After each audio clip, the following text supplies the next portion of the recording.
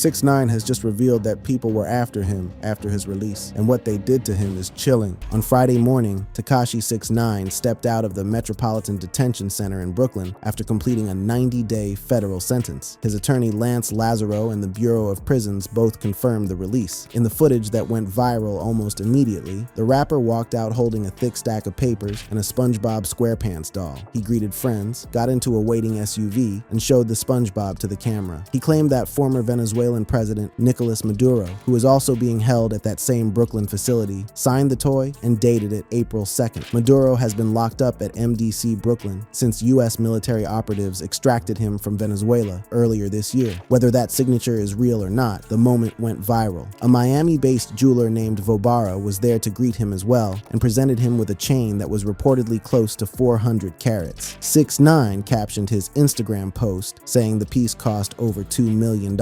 Now here is why he was locked up in the first place. 6ix9ine surrendered to federal authorities on January 6, 2026 to begin this 3-month sentence. The sentence came after he violated the terms of his supervised release tied to his 2019 federal racketeering case, the one involving the 9 Trey Gangsta Bloods. Back in 2024, he was first arrested for those violations after authorities said he left the state to go to Las Vegas without permission, showed up late to court, and tested positive for methamphetamines twice. He got 45 days for that. Then more violations surfaced. A former associate reportedly tipped off federal authorities that 6ix9ine had drugs and a firearm at his South Florida home. Agents searched the residence and reportedly found cocaine and MDMA. On top of that, there was also a physical altercation with that same former associate at a shopping mall. All of that led to the 3-month sentence he just finished serving. The judge also added an additional year of supervised release, meaning 6ix9ine is still being monitored. But while he was behind bars, things at home got worse. On November 16, 2025, 3 masked and armed men broke into his Palm Beach County residence in Wellington, Florida. 6ix9ine was not there. His 60-year-old mother was. The intruders held her at gunpoint while they ransacked the property looking for cash and car keys. They left with luxury items including designer purses, jewelry, and cash. Police eventually arrested all 3 suspects. Pedro Rodriguez was the first, after cell phone data placed him at the scene. Sergio Andrade was next, and then Miguel Candelario Garcia, the youngest at 19, was the third. Investigators found the stolen items, a Glock 19 with an extended magazine, and narcotics at one of the suspects' homes. That alone would be enough to deal with, but it did not stop there. In March 2026, while 6ix9ine was still locked up, another incident hit his Florida home. His girlfriend was on the phone with him from jail when she spotted a woman trying to break in. The woman, Shanique Lambert, had allegedly been showing up for weeks, arriving in Ubers and claiming to be the rapper's cousin. She was arrested on a trespassing charge. So what does the road ahead actually look like for 6ix9ine? According to reports, he has not charted on the Billboard Hot 100 or Billboard 200 since 2020. Industry analysts have pointed out that platforms are now more cautious about promoting artists with high-profile legal histories. Touring could also be a problem, since venue insurance policies often include clauses about artist conduct, and a recent federal stint can drive up those costs. Beyond the music, there is the financial side. 6ix9ine previously revealed that he had accumulated around $8 million